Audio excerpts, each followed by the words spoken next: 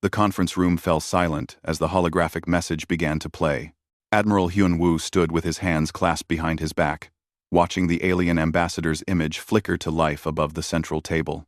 The creature was tall and elegant, with crystalline skin that reflected the harsh lighting of the transmission. Its voice carried the weight of centuries of conquest. "People of Earth," the Velkari ambassador began. "I am Thelvar, representative of the Velkari Empire. We have observed your species for the past solar cycle.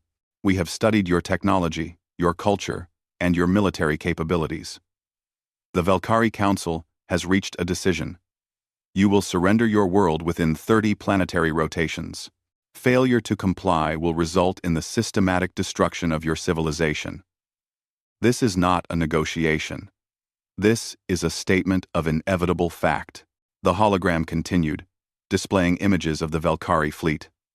Massive warships hung in the void of space, their hulls gleaming with advanced armor plating. Energy weapons, charged with visible power. The ambassador's voice droned on about the Empire's 3,000-year history of conquest. About the 47 star systems under their control. About the hundreds of species that had knelt before their might. Admiral Hyun-woo felt something building in his chest. It started as a small tremor, a slight shake in his shoulders. Then it escaped. A chuckle. Soft at first, barely audible over the ambassador's speech. General Tae-young glanced at the admiral. His weathered face, marked by years of military service, began to crack into a smile. He understood immediately. The smile became a grin. And then he too began to laugh. Commander G1, standing near the tactical displays, pressed her hand to her mouth. Her eyes were wide, but the laughter came anyway. It burst through her fingers, echoing across the room. General Bo Ram, the oldest officer present, shook her head slowly. Her laugh was quieter, more resigned, but it was there. The sound of someone who had seen too much and knew exactly what was coming. Within moments, the entire command staff was laughing. Not the joyous laughter of celebration, but something darker. Something that made the junior officers shift uncomfortably. It was the laughter of soldiers who had just heard a terrible joke with only one possible punchline. The holographic ambassador paused. Its crystalline features seemed to darken with confusion and anger. "You dare to mock the Velkari Empire? You laugh at your own destruction?" Admiral Hyun-woo raised his hand, and the room fell quiet. He stepped closer to the hologram, his face now serious. The laughter had passed, leaving behind only cold calculation. "Ambassador Thelvar," Hyun-woo said, his voice calm and measured. "We're not laughing at your empire. We're not laughing at your threats. We're laughing because you've made a mistake. A very, very serious mistake." The ambassador's image flickered with indignation. "The Velkari do not make mistakes. We have conquered civilizations far older than yours. Your primitive weapons are no match for our technology." "That's exactly the problem," General Tae-young said, stepping forward. "You studied us. Yes. You watched our world. You analyzed our technology. You measured our military strength. But you only studied us during peacetime. You don't understand what humanity becomes when we're actually threatened." Commander G1 activated a data screen. "Your intelligence reports are thorough. We've seen them. You know about our unified defense force. You know about our weapons systems. You know about our ships. But that information is worthless because it tells you what we have, not what we are." The ambassador's form seemed to stiffen. "What you are is irrelevant. You are a single world. We are an empire. The mathematics of conquest are simple. Mathematics." General Bo Ram repeated, her voice carrying the weight of decades. "You think war is mathematics. That's your first mistake. War is chaos. War is adaptation. War is the willingness to do whatever it takes to survive. And humanity, Ambassador, has been doing whatever it takes for a very long time." Admiral Hyun-woo pulled up a historical file. Images of Earth's past flickered across the screens. Ancient battles with swords and shields, medieval sieges with catapults and fire, trenches filled with soldiers in the mud, cities reduced to rubble by bombs, the mushroom clouds of nuclear weapons, stealth fighters cutting through the night, cyber attacks that crippled entire nations. "This is what you didn't study," Hyunwoo said. "You looked at our current military and thought you understood us. But you didn't look at our history. You didn't ask the important question. Why does a peaceful, unified world still maintain such a large military? Why do we spend so much of our resources on weapons we never use?" The ambassador was silent now, watching the images scroll past. "We maintain this military," Hyunwoo continued, "because we know what we're capable of. We've fought wars for 10,000 years, not against primitive aliens who couldn't fight back. Against each other. Against enemies with the same technology, the same intelligence, the same desperate need to survive. Every tactic you can imagine, we've used. Every strategy you can think of, we've countered. Every weapon you can dream of, we've built and then built something to defeat it." General Taeyong's voice was hard. "You've conquered hundreds of species. We've been conquering ourselves since before we left our caves. You think your 3,000 years of empire is impressive? We've been at war longer than your civilization has existed. The reason we were laughing," Commander Ji-won said quietly, "is because we know how this ends. We've seen it before. An enemy arrives, thinking they're superior, thinking they understand warfare. And then, they learn what warfare actually means, what it costs, what it demands, what it turns people into." General Bo Ram looked directly at the holographic ambassador. "We didn't want this war.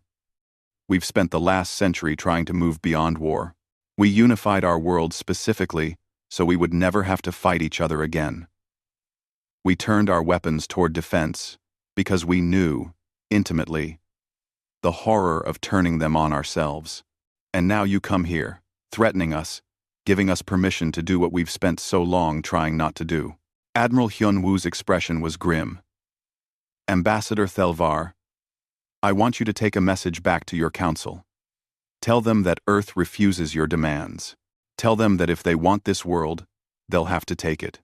And tell them that when this war is over, when your fleets are broken and your empire is in ruins, they'll understand why we were laughing. Because the joke, Ambassador, is that you picked a fight with the one species in this galaxy that has spent its entire existence learning how to fight." The hologram flickered. For a moment, something like uncertainty passed across the ambassador's crystalline features. "You're making a terrible mistake," it said, but the confidence was gone from its voice. "No," Hyunwoo replied. "You already made the mistake. You declared war on humanity. We're just going to finish it."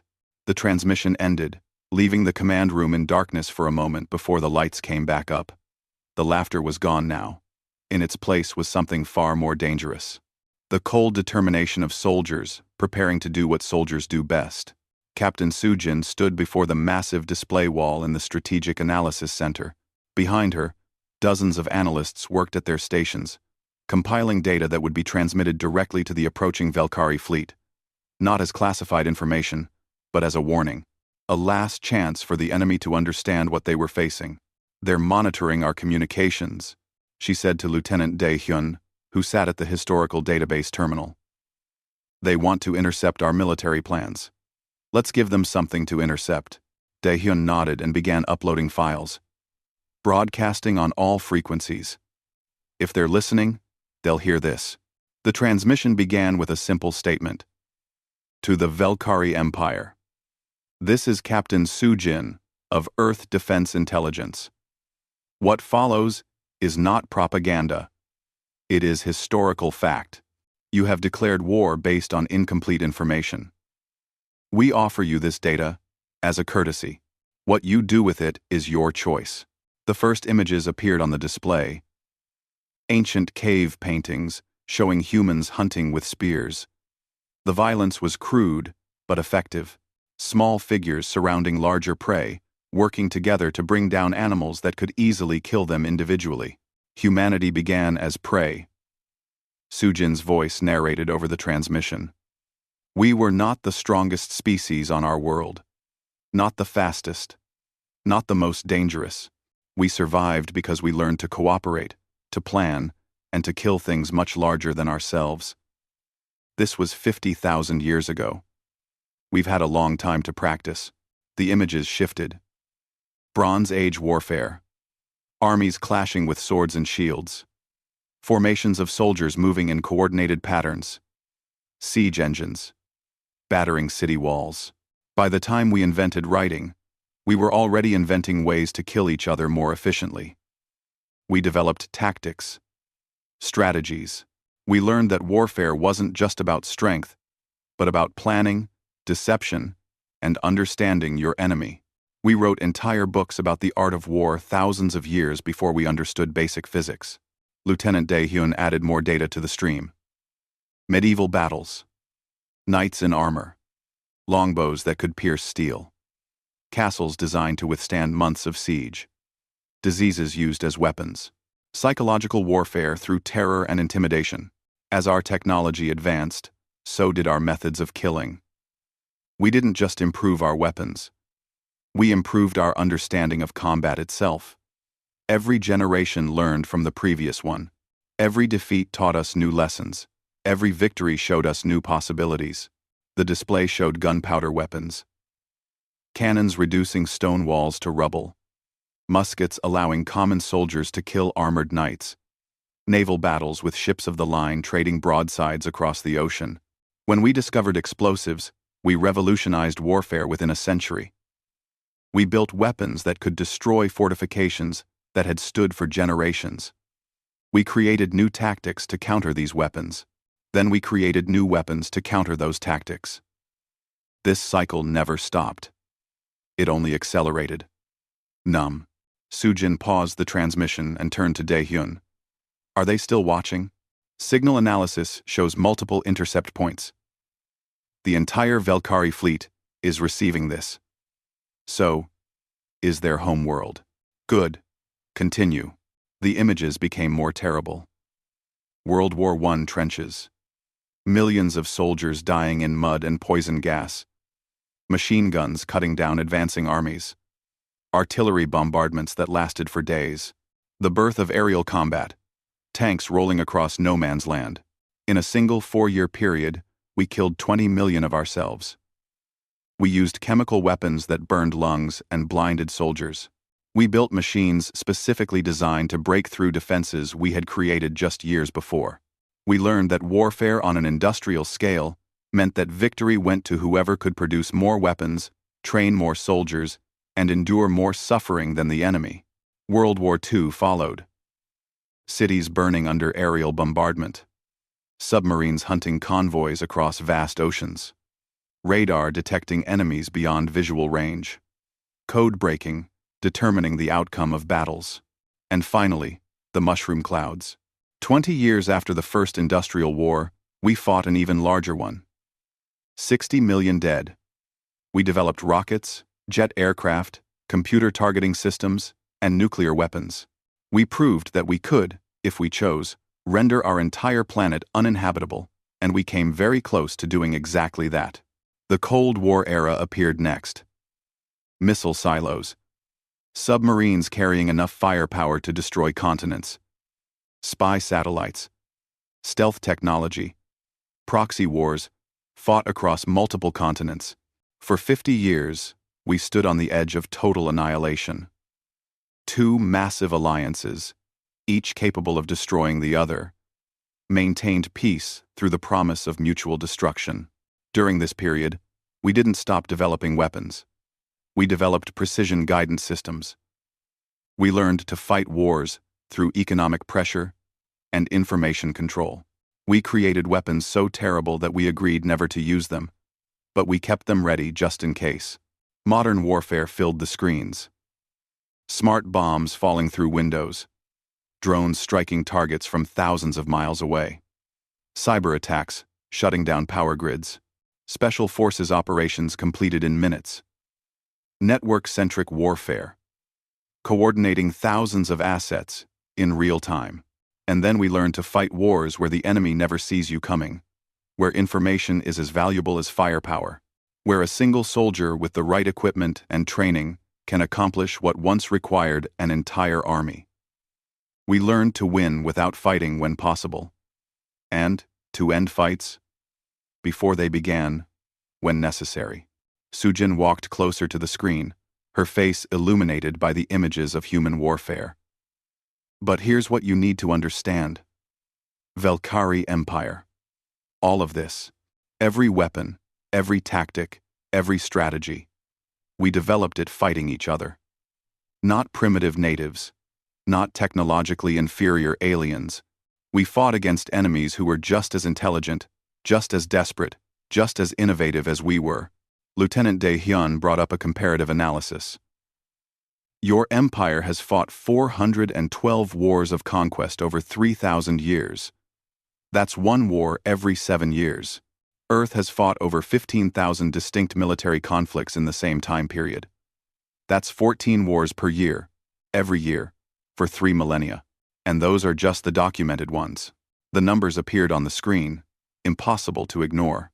You fight wars of domination, Sujin continued.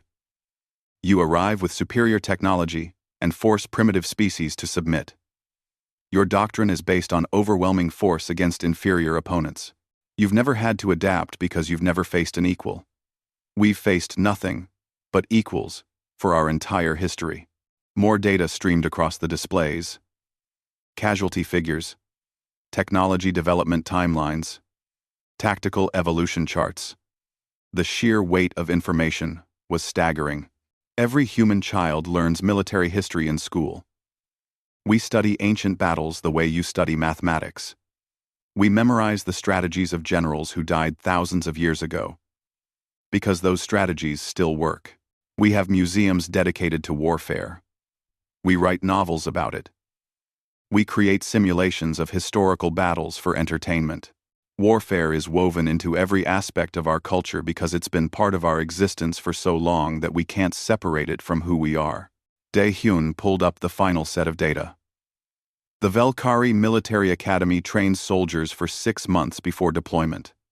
Earth's basic military training lasts longer and is considered just the beginning. Our officers study warfare for years. Our generals have decades of experience. Our military doctrine is based on thousands of years of accumulated knowledge. Constantly updated. Constantly refined. Sujin looked directly at the camera, knowing that somewhere in the approaching fleet, Velkari commanders were watching this transmission. You studied our current military and thought you understood us. But our military isn't designed to fight other humans anymore. It's deliberately limited, restricted, reduced from what it once was. We unified our world and agreed to scale back our weapons because we knew, better than anyone in this galaxy, what total war between equal powers actually means. She paused, letting that sink in. When your fleet arrives, you won't be fighting our peacetime military. You'll be fighting something we've kept locked away. Protocols we agreed never to use again. Weapons we built and then stored because they were too dangerous to keep active. Tactics we developed, fighting enemies who knew all our strategies because they were just as human as we were. The transmission began to close. The final images showed Earth from space. You're not invading a unified world, Sujin said quietly. You're waking up a warrior species that has spent the last century trying very hard not to be warriors anymore. And now you've given us a reason to remember what we're really good at. The screen went dark, except for one final message. This is your last chance to reconsider. Turn your fleet around. There is no shame in avoiding a war you cannot win. But if you continue on your current course, you will learn why humanity spent 10,000 years fighting each other. You will understand why we know warfare in our bones. And you will discover that conquering primitive worlds taught you nothing about facing an enemy that has been perfecting the art of war since before your empire existed. The transmission ended. Lieutenant Dae-hyun looked at the captain. Do you think they'll listen? Sujin shook her head slowly. No. They've conquered too easily for too long. They think they're invincible. They'll have to learn the hard way. The Valkyrie fleet emerged from faster-than-light travel at the edge of Earth's solar system. 300 warships arranged in perfect formation. Their weapons powered up, their shields at maximum strength. Fleet Commander Korval stood on the bridge of his flagship, watching the tactical display with satisfaction. Scanning for defensive positions, his sensor officer reported. No orbital defense platforms detected, no fleet formations, no military presence in near-Earth space. Korval frowned. Nothing? Scan again. The sensors swept across the void repeatedly. Confirmed. Commander. Earth's orbital space appears completely undefended. We're detecting civilian satellites, space stations, and commercial traffic, but no military assets. They've surrendered before we even arrived, one of the junior officers suggested. A wise choice.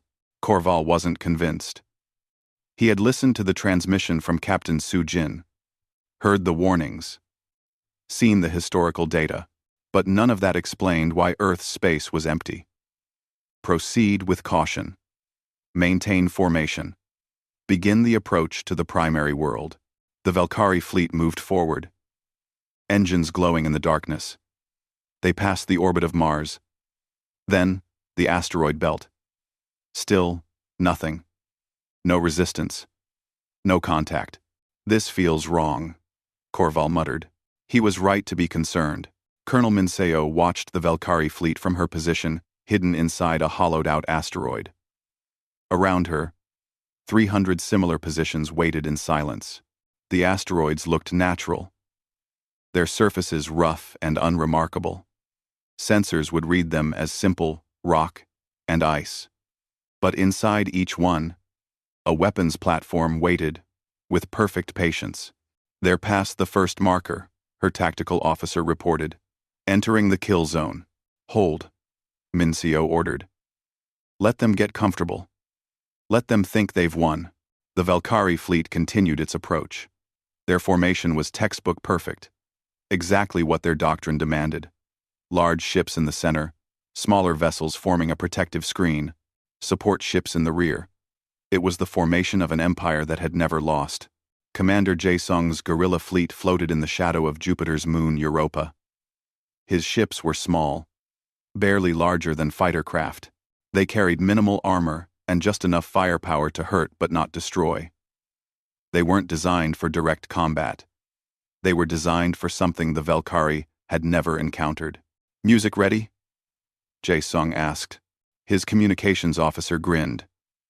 Ready, sir. Beethoven's Fifth. Full volume. Perfect.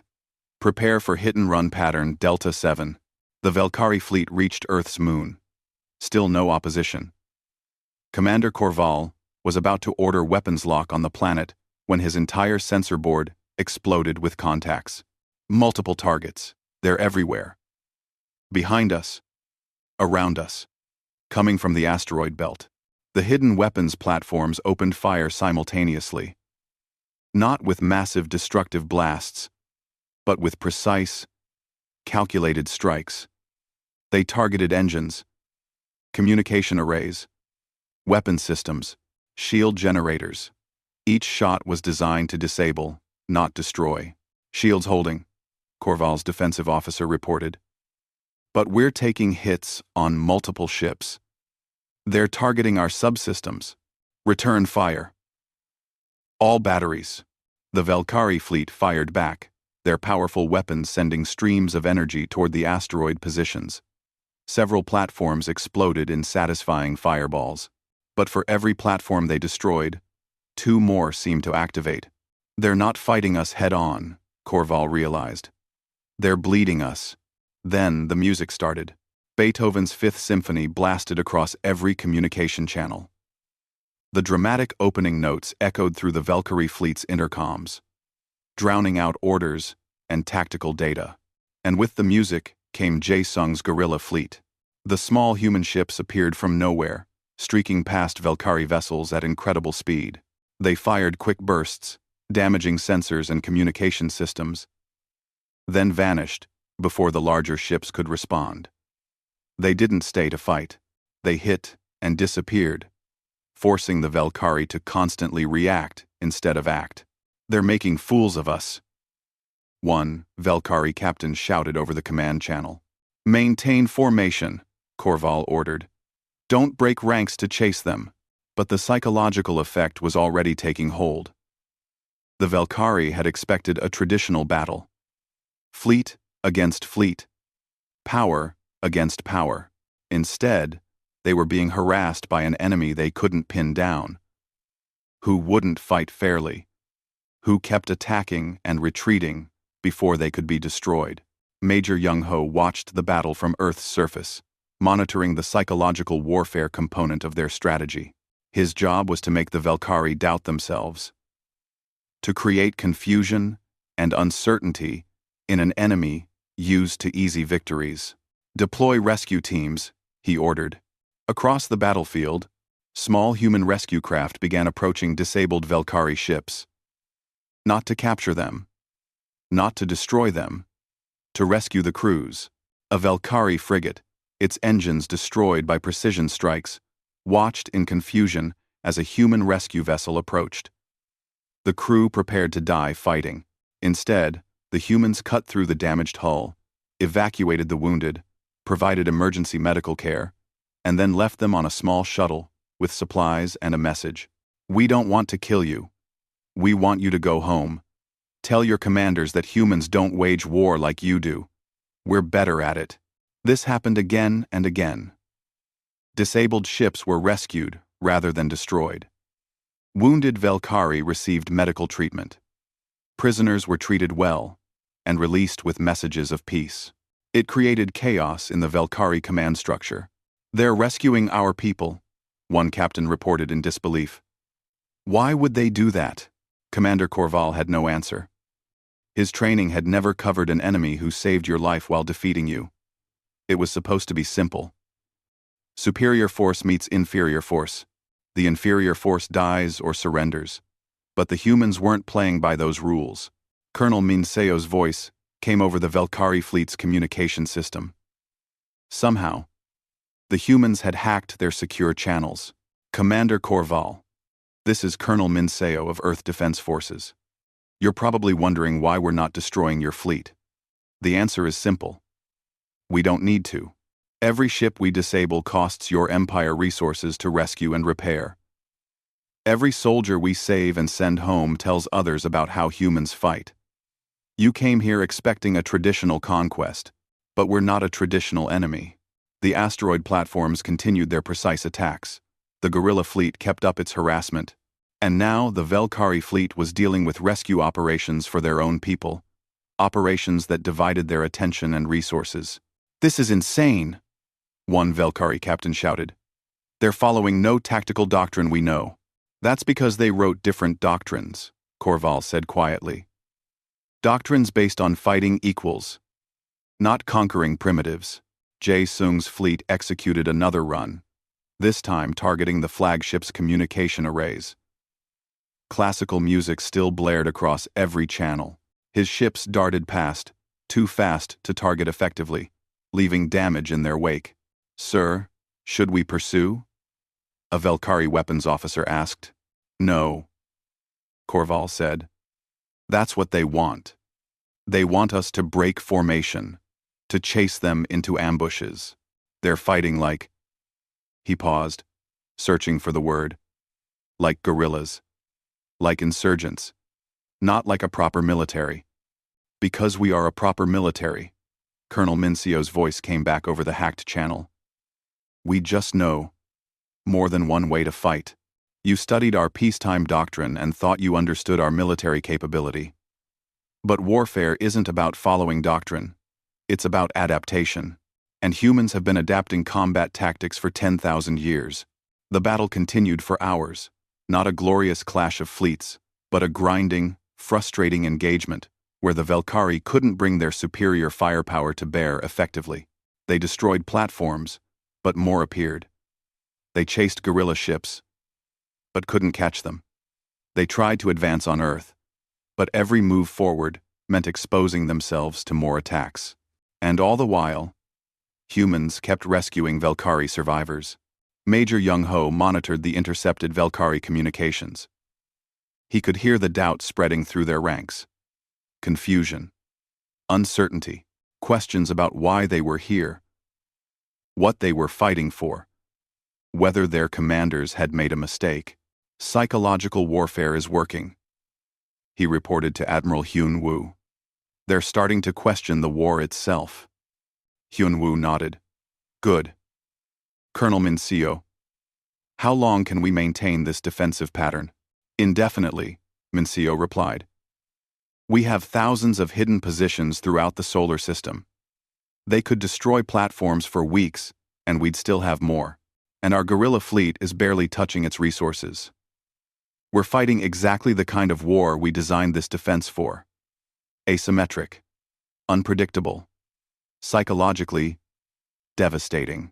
Commander Jae-sung led his fleet through another attack run. His ships were playing music from different human cultures now. Rock and roll, jazz, electronic music, Korean pop songs. Each attack had a different soundtrack, each one adding to the surreal nature of the battle. They're not even taking us seriously, a Velkari pilot complained over an open channel. No, Jae-sung replied, broadcasting directly to the enemy. We're taking you very seriously. Seriously enough to show you that you can't win this war. We're giving you a way out. Turn around. Go home. Tell your empire that Earth is defended by people who have forgotten more about warfare than you've ever learned. This is the easy lesson. If you continue, the lessons get much, much harder. Commander Korval made his decision. If the humans wouldn't fight a traditional battle, he would force them to respond. The Velkari Council had authorized total warfare if necessary. It was time to escalate. Begin planetary bombardment, he ordered. Target major population centers. They'll surrender once they see their cities burning. The Velkari fleet repositioned, their largest weapons charging for orbital strikes. Energy built in their bombardment cannons. Enough power to level entire city blocks. Korval watched the targeting systems lock onto New York, London, Tokyo, Seoul. Major cities with millions of inhabitants. Firing in 10 seconds, his weapons officer reported. The countdown began. The weapons fired. Massive energy beams streaked down through Earth's atmosphere, targeting the heart of human civilization. And then something impossible happened. The energy beams hit shields. Not space-based shields that the Velkari could have detected. Ground-based shields that had been hidden beneath the cities themselves. The bombardment splashed harmlessly across protective barriers that shouldn't exist. What? Korval stared at his display. How? On Earth's surface, General Taeyang watched the Velkari bombardment dissipate against the city shields. He stood in the emergency command center beneath Seoul, surrounded by displays showing every major city on the planet. They actually thought we wouldn't prepare for this, he said to his staff. They studied our peacetime military and assumed that was all we had. Time to show them what we've been hiding. He opened a communication channel. All units. The Velkari have escalated to civilian targets. Authorization granted for Protocol Earthborn. Phase 2. Release the Forbidden Arsenal. Across the solar system, weapons systems that had been dormant for decades began to wake up. These weren't the defensive platforms that had been harassing the Velkari fleet. These were weapons that humanity had built during the darkest days of Earth's unification wars. Weapons so terrible that the unified government had agreed to store them, not destroy them. Because someday they might face an enemy from the stars. That day had arrived. Captain Yoonji led her Special Forces team through the debris field surrounding the Velkari fleet. Her ship was small, stealthy, designed to be invisible to enemy sensors. It was to infiltrate. Approaching target supply vessel, her pilot whispered. No indication they've detected us. Good. Proceed with boarding. The human team cut through the Velkari ship's hull silently. They moved through the corridors like ghosts, avoiding crew members, heading straight for the supply storage. They didn't steal anything. They didn't destroy anything. They simply added things. Nanoscale devices that would spread through the Valkyrie logistics network. Not weapons. Information warfare tools. Devices that would corrupt data, create false sensor readings, make equipment fail at critical moments. The Valkyrie wouldn't know what hit them until their entire supply chain was compromised. Mission complete, Yunji reported. Exfiltrating now. Her team vanished as silently as they had arrived.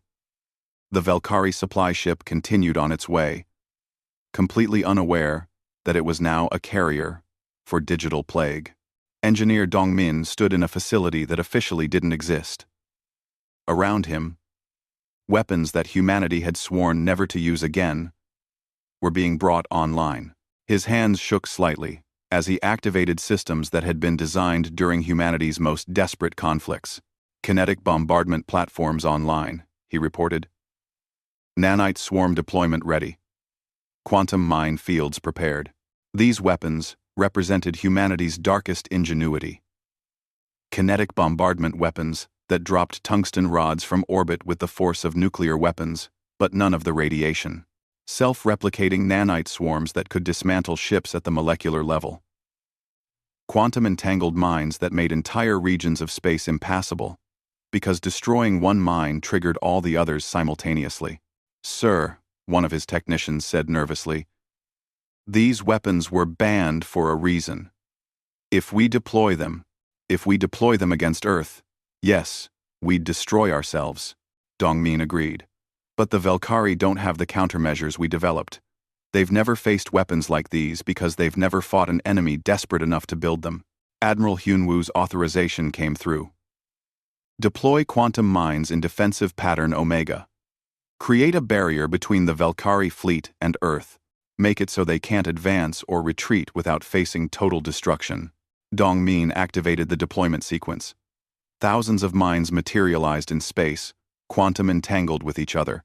If the Valkyrie fleet tried to push through, one mine explosion would trigger a cascade that would shred their entire fleet. "Mines active," he reported. "The Valkyrie fleet is now trapped. They can't move forward or backward without facing annihilation." Dr. Hei Wan sat in the Psychological Warfare Center, studying intercepted Valkyrie communications. She was a xenopsychologist, trained to understand alien minds and find their vulnerabilities. And she had found several. "The Valkyrie have a rigidly hierarchical culture," she explained to her team. "They trust their leaders absolutely. They don't question orders. This is a strength in peacetime but a catastrophic weakness in war. If we can make them doubt their leadership, their entire command structure will collapse." She began crafting messages. Not lies, but uncomfortable truths, delivered at precisely the wrong time. Messages that pointed out how the Valkyrie leadership had sent their fleet against an enemy they didn't understand. How the Council was safe at home while soldiers died in space. How the humans had warned them, given them chances to retreat, but pride had prevented their leaders from listening. These messages were inserted into Valkyrie communications, disguised as coming from their own people. Soldiers questioning orders.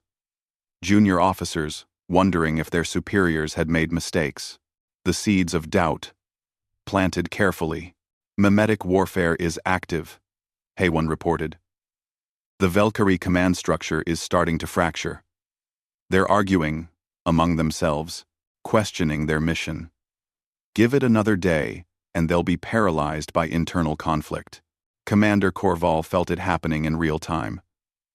His fleet was trapped by mines they couldn't clear. His supply lines were failing mysteriously. His sensors were giving false readings, and worst of all, his crew was beginning to doubt. "Commander," one of his captains said over a private channel, "my crew is asking questions. They want to know why we're here. Why we're fighting an enemy that keeps trying to save our lives while we try to kill them. Why the Council sent us against a species that clearly warned us this would happen." Korval had no good answers. He opened fleet-wide communications. "All vessels, maintain discipline. We are Valkyrie warriors. We do not question our mission. But even as he said it, he questioned it himself. The human escalation continued. Kinetic weapons struck Valkyrie ships with devastating precision. The tungsten rods hit with such force that shields meant to stop energy weapons were useless. Ships cracked open like eggs, their crews evacuated by human rescue teams, who arrived before Valkyrie support vessels could respond. The nanite swarms were deployed sparingly, used only against ships that refused to power down. The microscopic machines would attach to hulls and begin dismantling them atom by atom. The process took hours, giving crews time to evacuate, but it was unstoppable once started. Ships simply dissolved into component molecules. General Taeyang watched the battle unfold from Earth. The Valkyrie have 3 options now. Advance through the quantum mines and die. Sit still and let us pick them apart. Or retreat and admit defeat. They're too proud to retreat, General Boram said. Not yet. They'll try something desperate first. She was right. Commander Korval gathered his remaining strength and ordered a concentrated assault on a single section of the quantum mine field. If they could break through, they could at least reach Earth and force a ground battle. The Valkyrie fleet surged forward, their weapons blazed, targeting the mines. The first mine exploded. Then, the quantum entanglement triggered. 1 explosion became 10. 10 became 100. 100 became 1,000. The entire minefield detonated in a cascade of destruction that lit up space like a new sun. The Valkyrie ships in the lead were vaporized instantly. The ones behind them were torn apart by the shock wave. The ones in the rear survived, but were badly damaged. In less than 10 seconds, the Valkyrie fleet had lost half its remaining ships. Korval stared at his tactical display in horror. Over 100 vessels gone. Thousands of lives lost. And the quantum mines had reset themselves, the remaining mines already replicating to fill the gaps. Captain Unji's sabotage activated simultaneously. Throughout the Valkyrie fleet, systems began failing. Navigation computers crashed. Weapons targeting went offline. Life support systems reported false emergencies. The corrupted data spread like a virus through every ship's network. Dr. Haywon's psychological warfare reached its peak. Messages flooded Valkyrie communications. Their own people back home questioning the war. Families demanding their soldiers return. Political opponents of the council using the military disaster as ammunition for change. Commander, Korval's first officer said quietly, "We've lost. We need to retreat while we still can." Korval wanted to argue, wanted to find a way forward, but he looked at his fleet. Barely a third of its original strength. Trapped, confused, and defeated by an enemy that had been trying to avoid killing them. "Send a message to Earth," he said finally. "Request ceasefire negotiations." Admiral Hyun-woo received the ceasefire held for 3 days while both sides recovered. The Valkyrie fleet remained trapped in their position, surrounded by the quantum minefield that had destroyed so many of their ships. Human rescue teams continued pulling survivors from damaged vessels, providing medical care, and sending them to temporary shelters on Mars. Commander Korval sat in his damaged flagship, staring at reports he didn't want to believe. His fleet had been reduced to less than 30% combat effectiveness without the humans deploying their main military force. Everything he had witnessed was just Earth's defensive network. The actual human fleet, wherever it was, hadn't even engaged. Admiral Hyun-woo's face appeared on the communication screen. The human admiral looked tired but not triumphant. There was something in his expression that troubled Korval more than anger or pride would have. It was sadness. "Commander Korval," Hyun-woo began. "Before we discuss terms, there's something you need to understand. Something we need to tell you about why this war was doomed from the start. With your permission, I'm going to broadcast a message to your entire fleet. I want every one of your soldiers to hear this." Korval hesitated, then nodded. "Proceed." The transmission began. This time, it wasn't Captain Soo-jin with historical data. It was Colonel Sang-hoon, an older human, with gray hair and eyes that had seen too much. My name is Colonel Sang-hoon, he said. I fought in the Unification Wars. That's what we call the conflicts that happened before Earth became a single government. I'm going to tell you about those wars because you need to understand what you've really been fighting. He gestured and images appeared behind him. Earth, divided into hundreds of nations, each with their own military, each with weapons capable of destroying the planet. 70 years ago, Earth was not unified. We had multiple nations, multiple governments, and multiple militaries, all of us roughly equal in technology and capability. We had fought each other for thousands of years, and we had reached a point where we could no longer afford to fight, because we had weapons that could end all life on our planet. The images showed mushroom clouds, cities reduced to ash, radiation warnings, the aftermath of nuclear war. We came very close to destroying ourselves, multiple times. During one crisis, we were 15 minutes away from launching enough nuclear weapons to render Earth uninhabitable. 15 minutes from extinction. We stopped because cooler heads prevailed. But we realized something terrible. We couldn't keep playing this game. Eventually, someone would make the wrong choice, and humanity would die.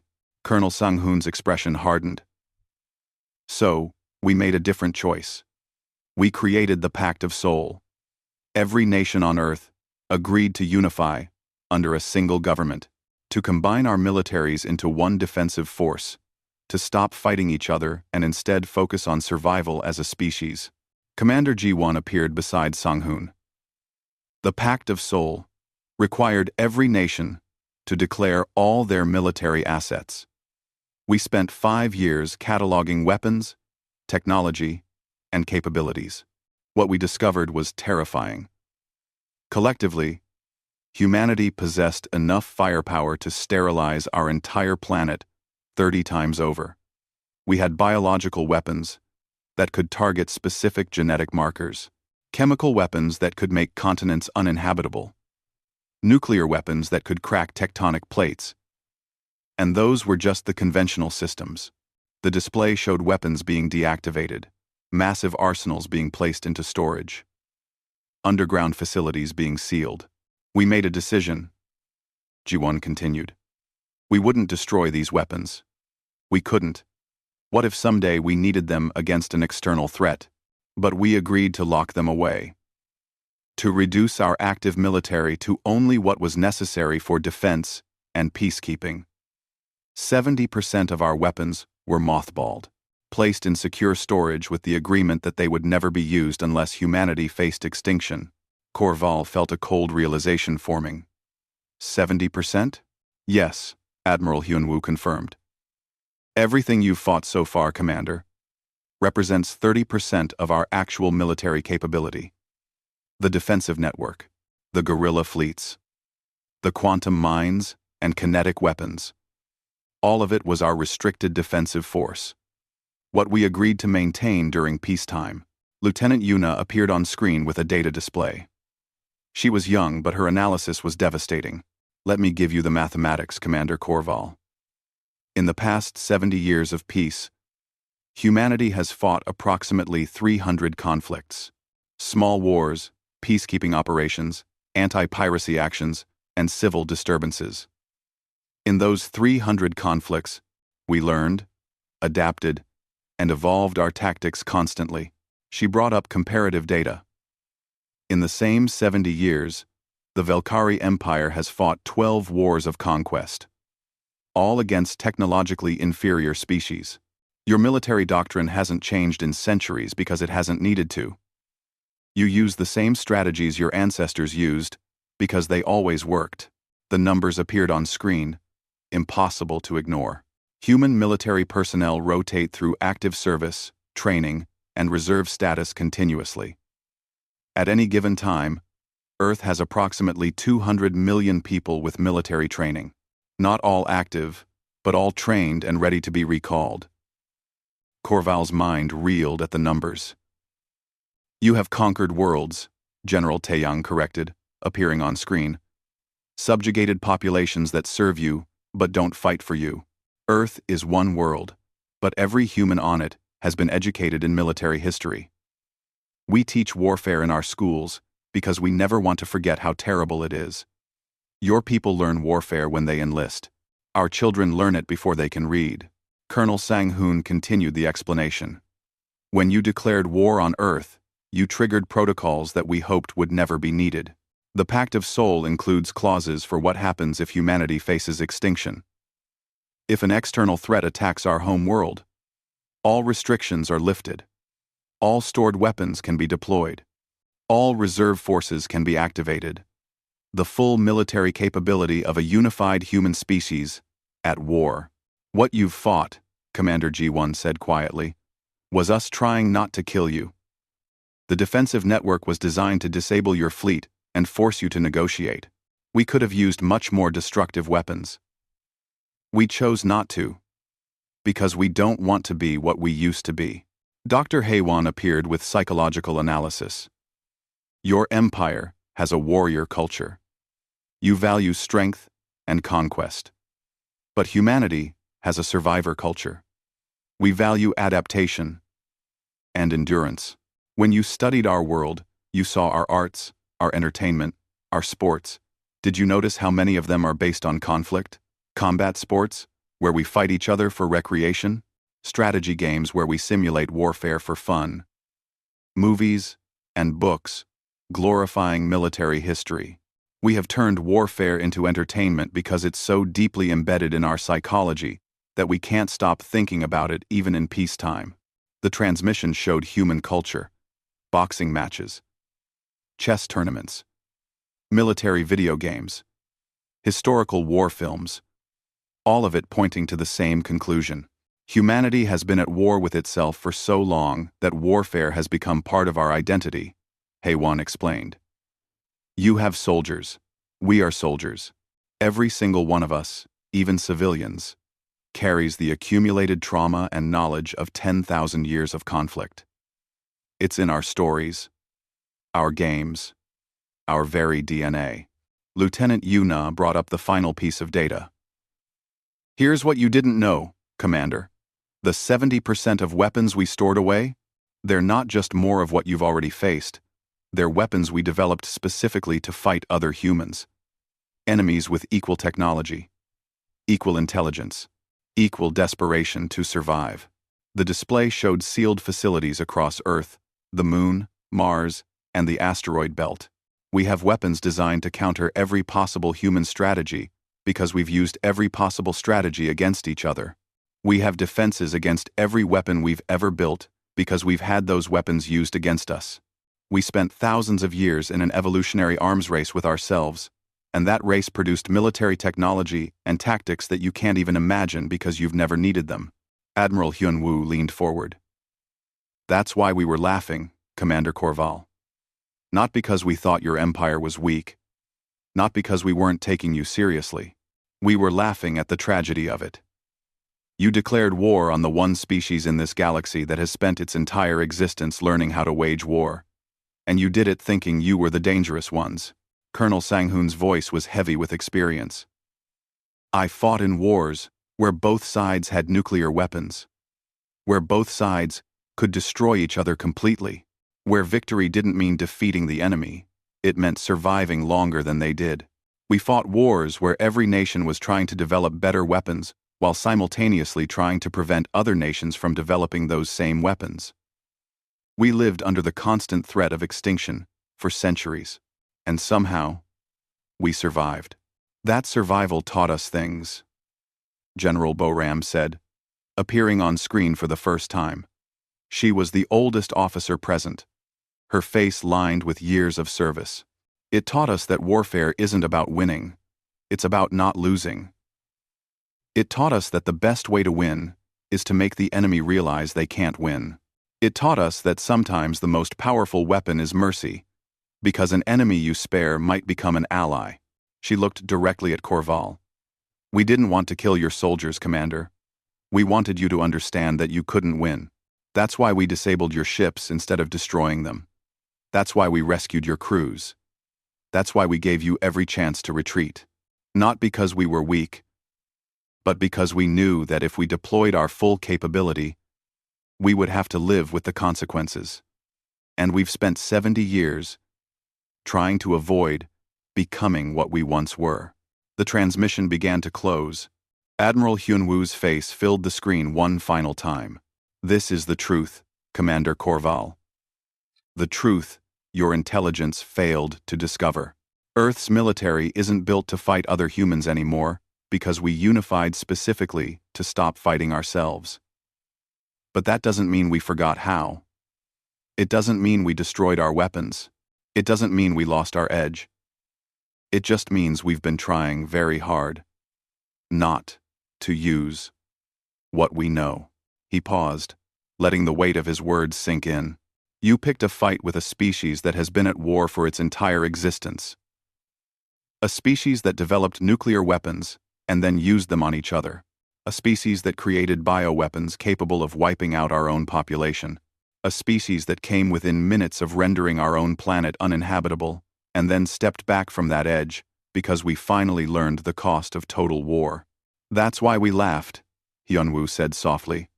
Because you thought you were teaching us about warfare. But Commander, we wrote the textbook on warfare. We wrote it in blood across 10,000 years. And you just declared war on the authors. The transmission ended, leaving silence across the Velkari fleet. Korval sat in his command chair, finally understanding the terrible mistake his empire had made. They hadn't attacked a primitive world. They had awakened a sleeping dragon that had been trying very hard not to be a dragon anymore. Message. He didn't smile. There was no joy in victory when you had to use weapons like these. Grant the ceasefire, he ordered. Begin rescue operations for all Velkari survivors. And someone tell Engineer Dongmin to start deactivating the forbidden arsenal. We're done with it. Again. The terrible weapons began powering down. The quantum mines dispersed. The nanite swarms were recalled. The kinetic platforms went silent. Humanity had shown the Velkari what total war meant. And both sides had learned that some victories were too terrible to celebrate. Commander Korval looked at his tactical display. His fleet had suffered 30% casualties without destroying a single major human military asset. His ships were damaged, his crews were confused. And somewhere below on Earth, a military force he hadn't even engaged yet was waiting. The humans were right. They had made a mistake. A terrible mistake. But pride wouldn't let him admit it. Not yet. Then we just gave them our entire military history, every lesson we learned. Yes, Sujin agreed. And it won't matter. Because knowing about warfare and understanding warfare are two completely different things. They're about to learn that difference. Outside the Strategic Analysis Center, Earth prepared for war. A war that humanity didn't want, but would fight with every ounce of knowledge gained from millennia of conflict. The Velkari were coming, and humanity was ready to teach them a lesson written in blood across 10,000 years of history. General Taeyang broke the silence. How long do we have? 30 days until their deadline, Commander G1 replied. But their fleet will arrive in 18 days. They're already on their way. Admiral Hyun-woo nodded slowly. Then we have 18 days to teach the Velkari Empire what human warfare really means. Alert all commands. It's time to wake up the old weapons. General Boram's voice was soft but clear. God help them. They have no idea what's coming. Around the table, the officers nodded in agreement. The war had begun, and the Velkari Empire would learn why humanity's generals had laughed. They would learn the hard way, the only way that mattered in war, through blood, through fire, and through the terrible recognition that they had challenged a species that had turned warfare into an art form millennia before the Velkari had even reached the stars.